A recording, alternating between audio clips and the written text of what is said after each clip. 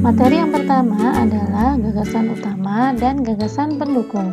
Sebelumnya kita ulang terlebih dahulu materi tentang paragraf. Apakah kalian masih ingat apa itu paragraf? Iya. Dalam suatu bacaan biasanya terdapat beberapa paragraf. Paragraf adalah sekumpulan kalimat yang menceritakan atau mengungkapkan suatu ide tertentu. Dalam satu paragraf terdapat satu kalimat utama dan lainnya kalimat pendukung. Di dalam kalimat utama inilah biasanya tersirat gagasan utama. Selanjutnya, gagasan utama.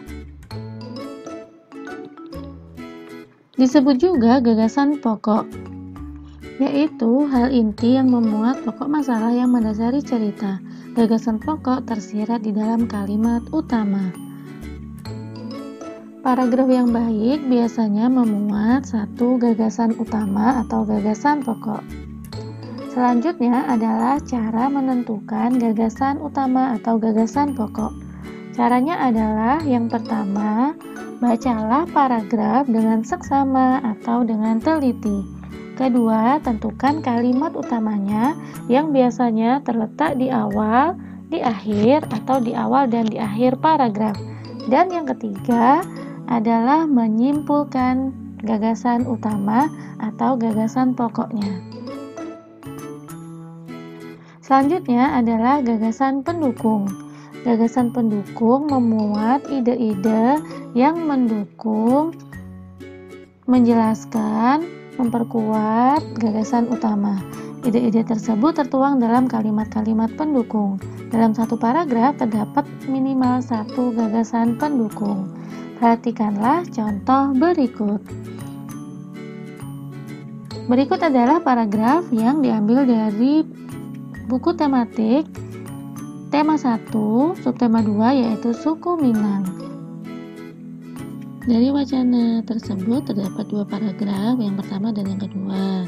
Untuk paragraf pertama, setelah dibaca, kita tentukan kalimat utamanya adalah kalimat yang pertama, yaitu suku Minang adalah kelompok etnis yang terdapat di Provinsi Sumatera Barat.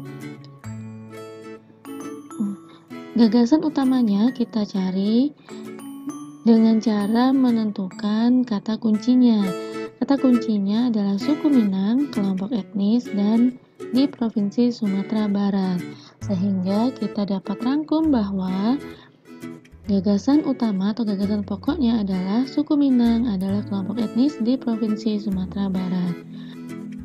Untuk paragraf yang kedua, kalimat utamanya adalah suku Minang mempunyai rumah adat yang sangat khas yang disebut rumah gadang, di mana kata kuncinya ada suku Minang, rumah adat, dan rumah gadang.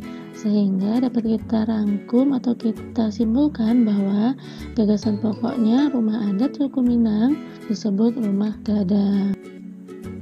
Masuk materi yang kedua, yaitu tentang kerjasama.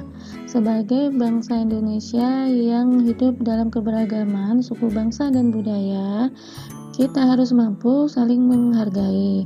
Dalam kehidupan sehari-hari, kita tidak bisa hidup sendiri. Pasti membutuhkan orang lain, karenanya kita disebut makhluk sosial.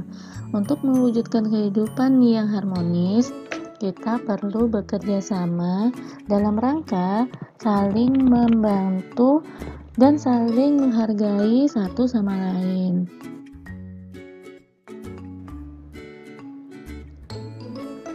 Berikut adalah contoh kerjasama di lingkungan masyarakat.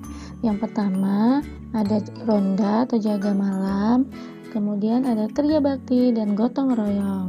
Sedangkan contoh kerjasama di lingkungan sekolah dan lingkungan rumah atau keluarga adalah kerja bakti berupa piket kelas, membersihkan kelas, bisa juga dengan membersihkan taman sekolah. Dan yang kedua adalah contoh di lingkungan keluarga, yaitu berbagi pekerjaan dan saling membantu menyelesaikan pekerjaan rumah. Adapun manfaat dari kerjasama antara lain, yang pertama, pekerjaan berat menjadi lebih ringan dan lebih cepat selesai. Yang kedua, memperkuat hubungan kekeluargaan. Ketiga, tercipta serta kerukunan dan saling menghargai, dan yang keempat, terwujudnya persatuan dan kesatuan bangsa. Nah, bagaimana? Apakah kalian sudah paham tentang materi gagasan pokok dan gagasan pendukung, tentang bagaimanakah sikap yang mencerminkan persatuan dan kesatuan? Semoga ulasan dari Ustazah bisa dipahami ya.